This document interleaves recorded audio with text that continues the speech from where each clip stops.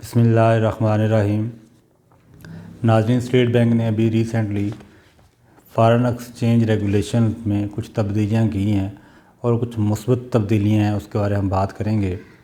तो जब से कोविड जो है यहाँ पाकिस्तान में ब्रेक हुआ तो स्टेट बैंक ने कुछ अच्छे इक़दाम किए हैं। तो मेरा ख्याल है कि अगर कोई इदारा काम कर रहा हो, कोई लीडर काम कर रहा हो, तो उसका हमें अप्रिशिएट भी करना चाहिए। तो इस वक्त जो पूरी टीम है स्टेट बैंक की, जिसको लीड कर रहे हैं रज़ा बाकर, तो मेरा ख्याल है उन्होंने जो कुछ काम किए हैं मैं कुछ हाईलाइट करना चाहूँगा उसमें। कि एक तो जब ये कोविड आउटब्रेक हुआ तो आपको पता हमारा पॉलिसी रेट जो है, इंटरेस्ट रेट है, वो काफ़ी हाई था। तो उस वक्त उस रेट के ऊपर जो डेट की सर्विसिंग है वो बड़ी मुश्किल थी, तो पॉलिसी रेट को उन्होंने फ़ौरन एड्रेस किया। इसी तरह से रिड्यूस रेट फाइनेंसिंग जो है वो उसका इनिशिएटिव इन्होंने लिया। फिर जो एम्प्लॉयमेंट है, रोज़गार स्कीम कि एम्प्लॉयमेंट को सपोर्ट करने के लिए जो इनिशिएटिव है बड़ा काबिल सताईश था कि बड़े रिड्यूस रेट के ऊपर आपको फाइनेंसिंग अवेलेबल थी कि अगर आप अपने एम्प्लॉइज़ जो हैं उनको जॉब से, नौकरी से फ़ारग नहीं कर रहे थे। इसी तरह से जो आपकी प्रिंसिपल पेमेंट्स हैं, यानी अगर आपने लोन लिया हुआ है, लॉन्ग टर्म लोन है और उसकी आपकी इंस्टॉलमेंट्स ड्यू हैं, तो जो उसमें जो प्रिंसिपल अमाउंट है उसको कुछ अरसे के लिए डेफरमेंट की इजाज़त दी गई कि आप कुछ अरसे के लिए उसको डेफ़र कर सकते हैं। अच्छा, एक और जो बड़ी इंपॉर्टेंट अमेंडमेंट है जिसको उस वक्त हमने क्रिटिसाइज़ कर रहे थे सारे लोग, लेकिन वो मैं समझता हूँ कि उन्होंने प्रीएम्प्ट करके बड़ा टाइमली वो फैसला किया। वो ये था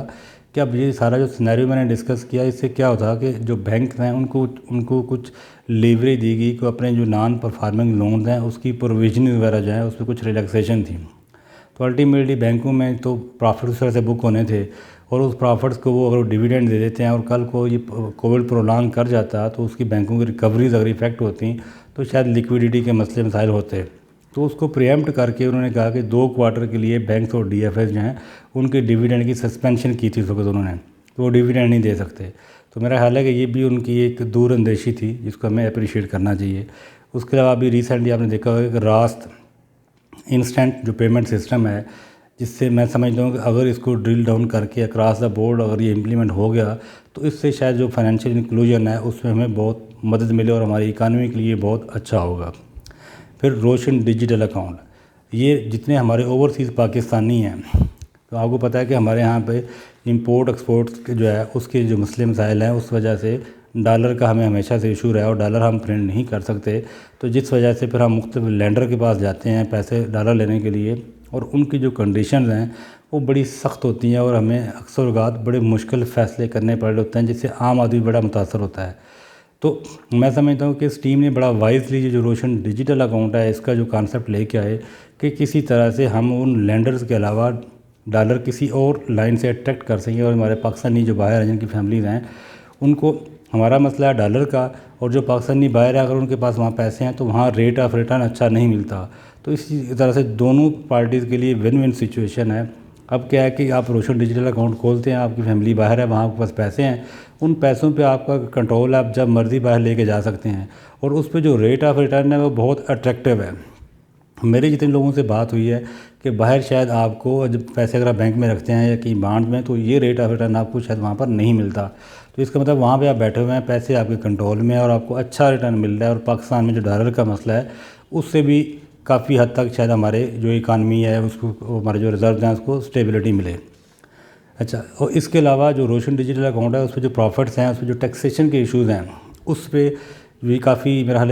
कंसिड्रेशन है, मैटर अंडर कंसिड्रेशन है और उस पर मेरा हाल आर्डीनेंस के थ्रू शायद कुछ अमेंडमेंट्स जो है वो प्रपोज़ की जा रही हैं। तो अगर वो आर्डीनेंस आता है या कोई और लेजिस्लेशन होती है उसमें जो उनके टैक्स के मसाइल हैं उसमें जो भी कुछ चेंजेस आएगी वो हम कोशिश करेंगे कि नेक्स्ट वीडियो में कवर करें। तो आज का जो टॉपिक था प्योरली उसकी तरफ अगर हम आएँ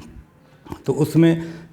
इस जो पहले कानून था उसमें ये था कि पाकिस्तान में जो रेजिडेंट्स हैं, जो पाकिस्तान में लोग मुकीम हैं, वो मुल्क से बाहर इन्वेस्टमेंट कर सकते हैं।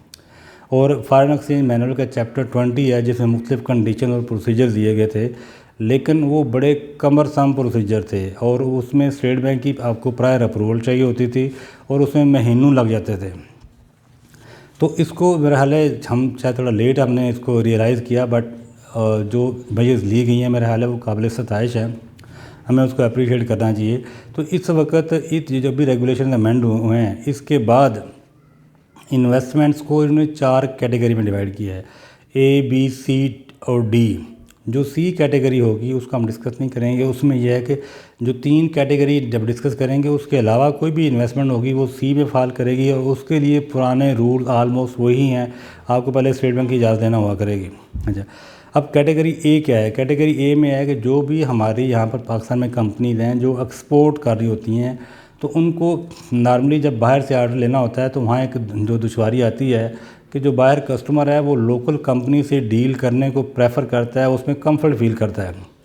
तो अब यहाँ पर जो कंपनीज हैं तो ये फिर क्या करती हैं कि बाहर अपनी कोई ब्रांच ऑफिस, अपनी सब्सिडरी, कोई लाइसेंसिंग ऑफिस जो है ये इस्टेब्लिश करती हैं, और बैक टू बैक आर्डर, यानी आर्डर वहाँ पर उस कंपनी के नाम पे लिया, पर यहाँ पर जो कंपनी है उसको डाइवर्ट किया। एग्जीक्यूशन सारी यहाँ से हो रही होती है, एक्सपोर्ट हो रही है, लेकिन जो वहाँ पर कस्टमर बैठा हुआ है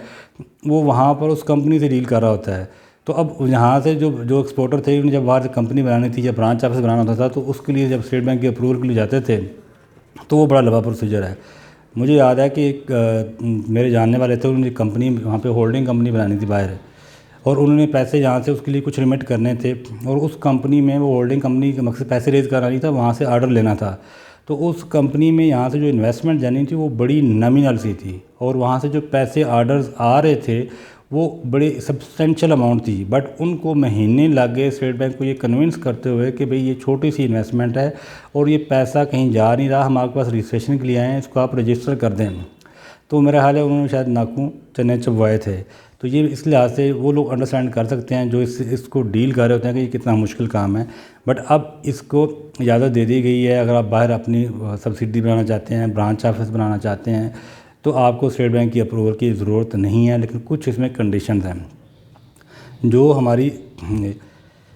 एक तो यह है कि जब आप बैंक पैसे बाहर भेज रहा होगा तो जो टोटल वैल्यू का कैप लगाया गया है कि आपकी जो एवरेज एनुअल एक्सपोर्ट है पिछले 3 सालों की उसका 10% या $1,00,000 विच एवर इज़ हायर है, इतने पैसे जो है वो बैंक आपको यहाँ से विदाउट स्टेट बैंक की अप्रूवल रिमिट कर देगा। फिर आपने जहाँ वहाँ पे ब्रांच ऑफिस है, लाइसेंस ऑफिस बनाया हुआ है, तो या उसके जो एनुअल एक्सपेंसेस हैं उसको मीट करने के लिए भी हर साल आप $30,000 जो है वो पर एनम आपको बैंक विदाउट स्टेट बैंक की अप्रूवल यहाँ से इजाज़त दे देगा, और उसमें 10% की इंक्रीमेंट भी की जा सकती है सब्जेक्ट टू आपके जो बजट है उसको, एक्सपेंसेस हैं उसको देखते हुए। अच्छा, दूसरा एक बड़ा इंपॉर्टेंट है वो ये है कि जहाँ पर जो कंपनीज़ हैं उसमें अगर आपने इन्वेस्टमेंट लेके आनी है तो उसमें एक इशू क्या होता है कि जो फॉरेनर है जो बाहर बैठा हुआ है, जब उसे मैं कहता हूँ कि मेरी पाकिस्तान में ये कंपनी है उसमें आप इन्वेस्टमेंट करो, तो वो उसका कंफर्ट नहीं होता। तो वो कहता है कि जी मुझे आप बाहर जो कंपनी है, अगर मैं यूएस से बैठा हूँ तो यूएस में जो कंपनी मैं उसमें तो इन्वेस्टमेंट करूँगा, लेकिन मुझे आपको कि पाकिस्तान में एक कंपनी मैं उसमें आके इन्वेस्ट करूँ तो वो उसका कंफर्ट नहीं होता। तो उसको फैसिलिटेट करने के लिए क्या एक कॉन्सेप्ट दिया गया कि आप बाहर अपनी होल्डिंग कंपनी बनाएं, वो जो इन्वेस्टर है उससे फंड्स वहाँ रेज़ करें उस कंपनी में, और उस कंपनी को यहाँ आपका जो सेटअप है इसको आप उसकी सब्सिडरी बना दें। तो इससे आपका वो जो इन्वेस्टर है उसका कंफर्ट लेवल भी होगा, वहाँ बैठा हुआ है, वहाँ कंपनी की शेयर होल्ड कर रहा है, और वो पैसा आप रूट करके पाकिस्तान में ले आते हैं। अच्छा, इसके लिए भी अब आपने जब होल्डिंग कंपनी वहाँ बनानी है तो स्टेट बैंक की अप्रूवल रिक्वायर्ड नहीं है, बट उसमें कुछ कंडीशंस हैं। एक तो ये है कि अगर कोई एग्जिस्टिंग कंपनी है पहले और वो कंपनी बाहर अपनी होल्डिंग कंपनी बनानी चाहिए तो 7 साल से पुरानी कंपनी ना हो, फिर उसका जो एनुअल टर्नओवर है वो 2 बिलियन से ज़्यादा ना हो, और उसकी जो इक्विटी है वो 300 मिलियन से कम होनी चाहिए अगर एग्जिस्टिंग कंपनी है, तो ये कंडीशन 3 होनी चाहिए। फिर जो आपने कंपनी बाहर बनानी है उसके कुछ इनकॉर्पोरेशन के एक्सपेंसेस हैं, तो वो $10,000 तक की लिमिट आपको दी गई है कि बैंक आपको विदाउट स्टेट बैंक की अप्रूवल वो पैसे बाहर आपको भिजवा सकता है। इसी तरह जब आपने फ़ंड्स वहाँ पर रेज़ कर लिए तो वो पैसे आपने उसमें कुछ कंडीशन प्रेस्क्राइब की गई हैं कि इतने % आपने एटलीस्ट वो पैसा, क्योंकि रेज़ इस पर्पज़ के लिए किया है कि पाकिस्तान में लेके आएंगे तो वो पैसा पाकिस्तान में आना चाहिए। अच्छा, इसके अलावा जो रेजिडेंट इंडिविजुअल्स हैं वो वहाँ पर बाहर जो पाकिस्तान से बाहर लिस्टेड कंपनीज़ हैं उनके वो जो शेयर्स हैं उसको एक्वायर कर सकते हैं, और उसके लिए जो पैसे जहाँ से भेजने हैं उसके लिए स्टेट बैंक की अप्रूवल रिक्वायर्ड नहीं होगी, लेकिन उसकी एक कैप है, उसकी एक कैलेंडर ईयर में $25,000 जो है वो बैंक आपको विदाउट स्टेट बैंक की अप्रूवल आपको बाहर जाने की इजाज़त दे देगा, आप उसकी सिक्योरिटीज़ परचेज़ कर सकते हैं। इस तरह से अगर आपने शेयर ऑप्शन स्कीम है, नॉर्मली क्या होता है कि बाहर ये ज़्यादा कॉन्सेप्ट है, पाकिस्तान में भी इतना ज़्यादा शायद नहीं है, बट मेरा फ्लोरिश कर रहा है with the passage of time, कि कंपनीज जो हैं वो कहती हैं कि जो हमारे एम्प्लॉइज़ हैं उनको ओनरशिप जो है उसमें हिस्सा दिया जाए ताकि वो इस कंपनी को अपनी कंपनी समझें और उस पर ज़्यादा एफर्ट करें, तो अगर कोई फॉरेन कंपनीज़ हैं, उनकी पाकिस्तान में सब्सिडरीज़ हैं, वो अपने जो एम्प्लॉइज़ हैं उनको कुछ शेयर देना चाहते हैं, एम्प्लॉई शेयर ऑप्शन स्कीम, तो उसके लिए आप $50,000 तक जो है वो पाकिस्तान जो है बैंक आपको विदाउट स्टेट बैंक की अप्रूवल आपको बाहर रिमिट करने की इजाज़त देगा। इसी तरह से स्वीट इक्विटी का एक कॉन्सेप्ट होता है कि जो आप एफर्ट्स आपकी होती हैं, जो आपकी स्किल्स होती हैं, उसके अगेंस्ट आपको विदाउट एनी जो है मॉनेटरी कंपनसेशन आपको शेयर इशू दिए जाते हैं। तो वो जो शेयर्स हैं उसमें भी आप 20% तक जो जिस कंपनी के शेयर्स आपको मिल रहे हैं 20% उसकी शेयर होल्डिंग तक आप अपना स्टेट बैंक की अप्रूवल के बगैर होल्ड कर सकते हैं और आप उसको अपने नाम रख सकते हैं। इसी तरह से जो शुरू में मैंने कहा था कि जो लिस्टेड कंपनी के शेयर आपने लेने हैं 25 साल की लिमिट है कैलेंडर में, उसमें ये एक कंडीशन और भी है कि 1% जिस कंपनी के आप शेयर्स ले रहे हैं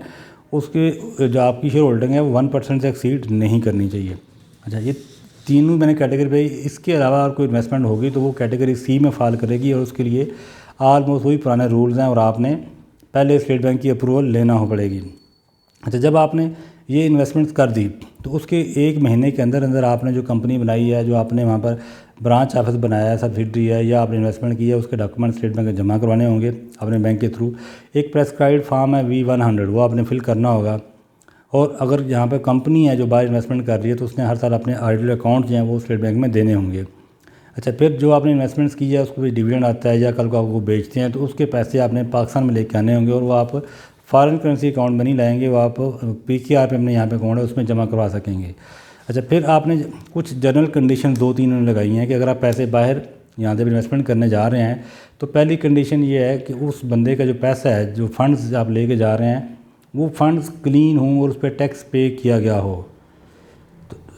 नहीं, अगर दूसरी कंडीशन इसमें यह है कि जो बंदा जहाँ से पैसे लेके जा रहा है, जो इन्वेस्टमेंट करना चाह रहा है, उसके अगेंस्ट मनी लॉन्ड्रिंग या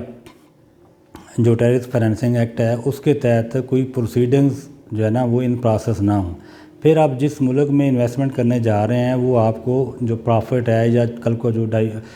शेयर्स बेचते हैं तो उसकी जो प्रोसीड्स हैं वो रीपैट्रिएट अपनी वापस पाकिस्तान में लाने की इजाज़त देता हो। और कोई ऐसा मुल्क है जो रीपैट्रिएशन अलाउ नहीं करता तो वहाँ पर जो अगर आप इन्वेस्टमेंट्स करनी है तो आपको ये इंसेंटिव नहीं होंगे, पहले आपको स्टेट बैंक से अप्रूवल में जाना पड़ेगा। अच्छा, इसके अलावा एक स्पेसिफिक कंडीशन है कि अगर आपने इंडिया में इन्वेस्टमेंट करनी है तो आपके लिए ये इंसेंटिव नहीं है, आपको स्टेट बैंक की अप्रूवल लाजमी होगी। तो आई होप कि मैंने ये चीज़ें कवर की हैं। इसके अलावा इसमें एक मेजर अमेंडमेंट जो आई है वो थोड़ी मैं क्लियर कर दूं कि जो इस वक्त हमारे नॉन रेजिडेंट पाकिस्तानी हैं जो पैसे बाहर से लेके आ रहे हैं तो उनको वो अपनी इन्वेस्टमेंट के मुख्तलिफ ऑप्शन हैं कि गवर्नमेंट में आप बॉन्ड में इन्वेस्टमेंट कर सकते हैं, लिस्टेड कंपनी के शेयर्स हैं तो उसको कुछ फर्दर रिलैक्सेशन दी गई है। कुछ आप जो फंड्स हैं, जो प्राइवेट इक्विटी फंड्स हैं, जो ETF हैं, वो भी आप परचेज़ कर सकेंगे। तो आई होप ये जो कुछ मेजर चीज़ें हमने कवर की हैं। नेक्स्ट इंशाल्लाह किसी और टॉपिक के साथ। Thank you very much.